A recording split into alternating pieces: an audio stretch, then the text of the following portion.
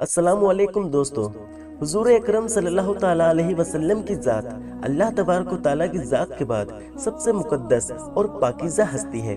अगर अल्लाह तबारक व ताला अपने महबूब की ज़ात को ना बनाता तो ये कायनात भी वजूद में ना आती।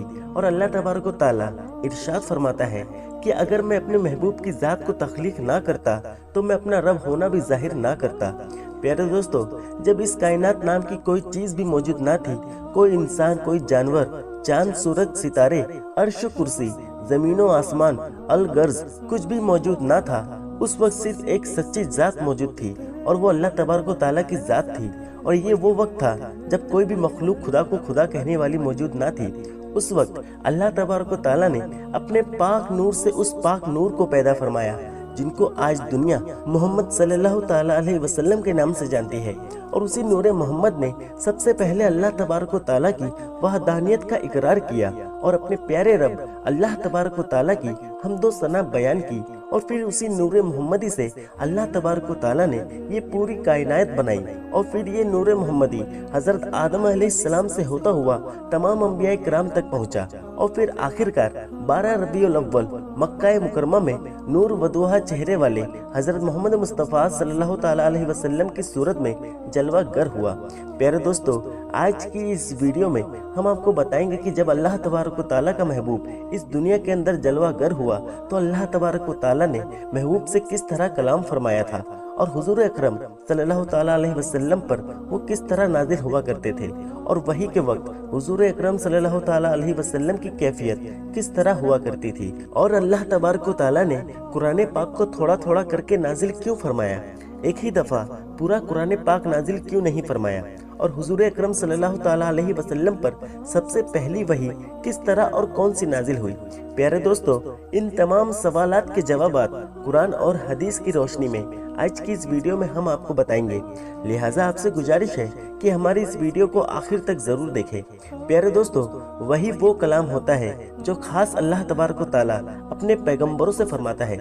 इस कलाम को सुनना आम इंसान की बस की बात नहीं, जैसा कि अल्लाह तबारक व ताला कुरान पाक में इरशाद फरमाता है, और किसी बशर की ये मजाल नहीं कि वो इस कलाम को सुन सके।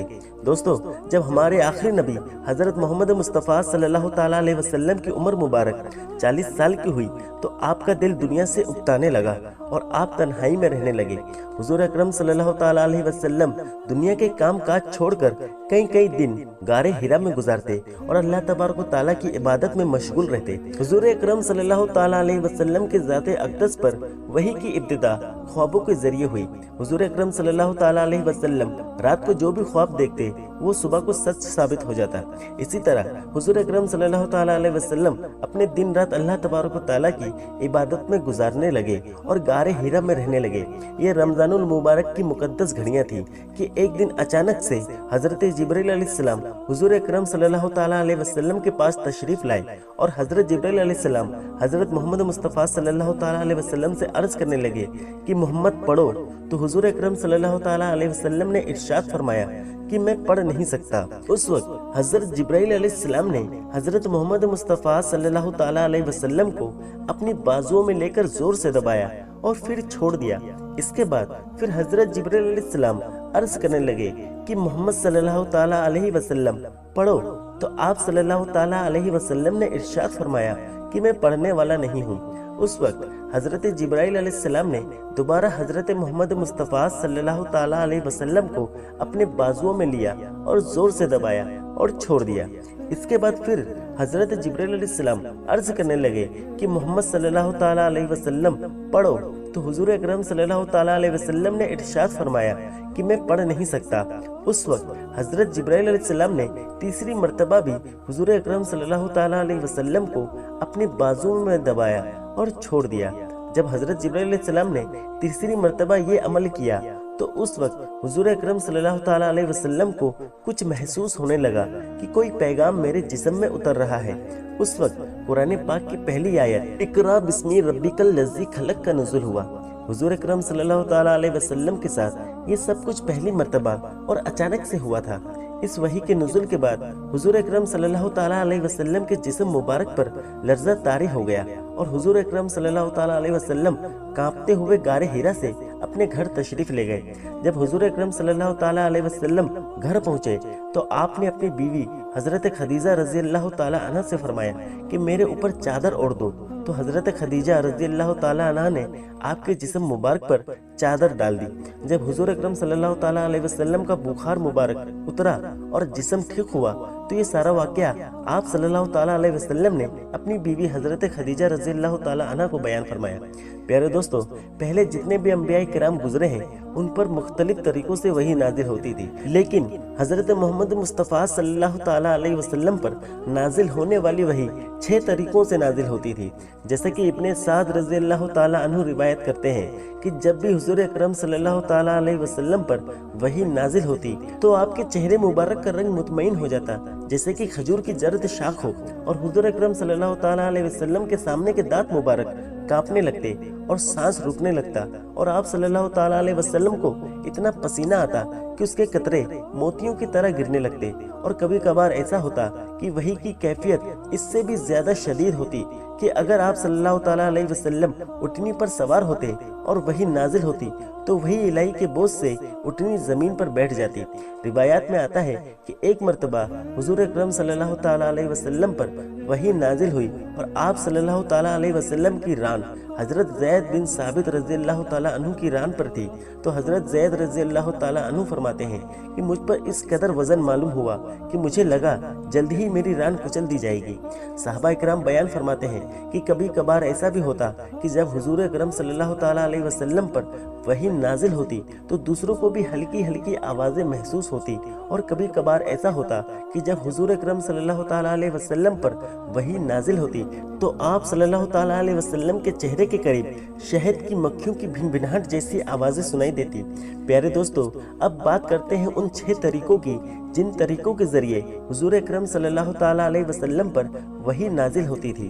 حضرت امام بخاری رحمۃ اللہ تعالیٰ علیہ روایت کرتے ہیں کہ ایک دفعہ حضور اکرم صلی اللہ تعالیٰ علیہ وسلم سے حضرت حارث بن حشام رضی اللہ تعالیٰ عنہ نے پوچھا کہ یا رسول اللہ صلی اللہ تعالیٰ علیہ وسلم، آپ پر وحی کیسے نازل ہوتی ہے؟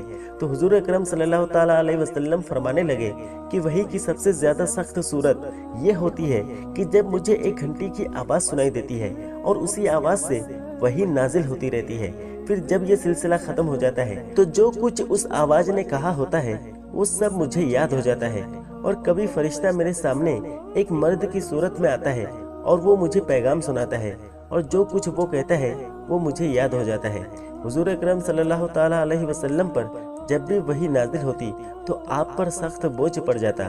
پیارے دوستو، وحی کی پہلی صورت میں حضور اکرم صلی اللہ تعالیٰ علیہ وسلم کو گھنٹی کی آواز سنائی دیتی، اور وحی کی دوسری صورت یہ تھی کہ فرشتہ کسی انسانی شکل میں آتا اور حضور اکرم صلی اللہ تعالیٰ علیہ وسلم کو اللہ تبارک و تعالیٰ کا پیغام سناتا، جس کو حضور اکرم صلی اللہ تعالیٰ علیہ وسلم یاد کر لیتے۔ جیسا کہ حدیث پاک میں آتا ہے کہ حضرت جبرائیل علیہ السلام حضور اکرم صلی اللہ تعالیٰ علیہ وسلم کے صحابی حضرت دیا کلبی رضی اللہ تعالیٰ عنہ کی صورت میں حضور اکرم صلی اللہ تعالیٰ علیہ وسلم کے پاس تشریف لاتے اور اللہ کا پیغام سناتے۔ وحی کی تیسری صورت یہ تھی کہ حضرت جبرائیل علیہ السلام کسی بھی انسانی شکل اختیار کیے بغیر اپنی اصل شکل میں حضور اکرم صلی اللہ تعالیٰ علیہ وسلم کے پاس تشریف لاتے اور اللہ تبارک و تعالیٰ کا پیغام سناتے۔ جب بھی حضرت جبرائیل علیہ السلام حضور اکرم صلی اللہ تعالیٰ علیہ وسلم کے پاس اپنی اصلی شکل میں تشریف لائے تو اللہ تبارک و تعالیٰ کا خاص پیغام لے کر آئے۔ وحی کی چوتھی صورت یہ تھی کہ آپ صلی اللہ تعالیٰ علیہ وسلم کو سچے خواب آتے، یعنی جب بھی خواب دیکھتے تو صبح وحی ہو جاتا۔ اور وحی کی پانچویں صورت یہ تھی کہ حضرت جبرائیل علیہ السلام حضور اکرم صلی اللہ تعالیٰ علیہ وسلم کے سامنے کسی بھی صورت میں آئے بغیر حضور اکرم صلی اللہ تعالیٰ علیہ وسلم کے دل مبارک میں کوئی بات القا کر دیتے، یعنی کوئی بھی بات ڈال دیتے جس کو حضور اکرم صلی اللہ تعالیٰ علیہ وسلم یاد کر لیتے۔ اور وحی کی چھٹی صورت جو کہ سب سے پیاری ہے کہ اللہ تبارک و تعالیٰ بغیر کسی فرشتے کے ڈائریکٹ اپنے محبوب محمد مصطفیٰ صلی اللہ تعالیٰ علیہ وسلم سے کلام فرماتا اور وحی فرماتا، جیسا کہ معراج کے وقت اللہ تبارک و تعالیٰ نے اپنے محبوب حضرت محمد مصطفیٰ صلی اللہ تعالیٰ علیہ وسلم کو 50 فرض نمازوں کا تحفہ دیا، जो बाद में कम होकर 5 नमाजें रह गई। तो दोस्तों अब बात करते हैं कि अल्लाह तबारक व तआला ने कुरान पाक को थोड़ा थोड़ा क्यों नाजिल फरमाया, एक ही दफा क्यों नहीं नाजिल फरमाया। याद रहे कि यही सवाल मुशरिकीन मक्का ने हुजूर अकरम सल्लल्लाहु ताला अलैहि वसल्लम से किया था, जिसके जवाब में अल्लाह तबारक व तआला ने कुरान पाक में आयतें भी नाजिल फरमाई। जैसा कि अल्लाह तबारक व तआला सूरह फुरकान की आयत नंबर 32 और 33 में इरशाद फरमाते हैं, और ये काफिर लोग कहते हैं कि इन पर सारा कुरान एक ही दफा क्यों नहीं नाजिल कर दिया गया। ए महबूब, हमने ऐसा इसलिए किया ताकि इसके जरिए हम तुम्हारे दिल को मजबूत रखें, और हमने इसे ठहर ठहर के पढ़वाया, और जब कभी लोग तुम्हारे पास कोई अनोखी बात लेकर आते हैं तो हम तुम्हें उसका ठीक ठीक जवाब ज्यादा वजाहत के साथ अता कर देते हैं। दोस्तों कुरान पाक को थोड़ा थोड़ा करके नाजिल करने में 3 हिकमतें हैं। पहली हिकमत ये थी कि अगर कुरान पाक एक ही दफा नाजिल हो जाता तो कुरान पाक के अहकामात उसी दिन से शुरू हो जाते, जिन पर एकदम से अमल करना तमाम मुसलमानों के लिए मुश्किल हो जाता। और दूसरी वजह ये थी कि रोज मक्का वाले हुजूर अकरम सल्लल्लाहु ताला अलैहि वसल्लम को तरह तरह के अज़ियतें देते, जिसकी वजह से आप परेशान हो जाते। और जब हजरत जिब्राइल अलैहिस्सलाम अल्लाह तबारक व तआला का पैगाम लेकर आते तो हुजूर अकरम सल्लल्लाहु ताला अलैहि वसल्लम का दिल खुश हो जाता, और आप मुसीबतों को भूल जाते, आपकी तबीयत खुश हो जाती, और जिसकी वजह से आपको तसल्ली मिलती कि मेरा रब मेरे साथ है। और तीसरी वजह ये थी कि कुरान पाक का एक बहुत बड़ा हिस्सा लोगों के सवालात के जवाबात और वाक़ियत पर मुश्तमिल है। इसीलिए कुरान पाक की उन आयत का नज़ूल उस वक्त होना मुनासिब था जब वो सवालात किए गए या जब वो वाक़ियात पेश आए। लिहाजा इसीलिए अल्लाह तबारक व तआला ने कुरान पाक को थोड़ा थोड़ा करके नाजिल किया। दोस्तों वीडियो पसंद आने पर न सिर्फ वीडियो को लाइक करें बल्कि अपने दोस्तों में शेयर भी जरूर करें, और ऐसे ही वीडियोस देखने के लिए हमारे चैनल को सब्सक्राइब करने के साथ साथ बेल आइकन को भी प्रेस कर दें, ताकि हमारी आने वाली नई वीडियोस की नोटिफिकेशन सबसे पहले आपको मिले। मिलते हैं अगले वीडियो में, तब तक के लिए अल्लाह हाफिज।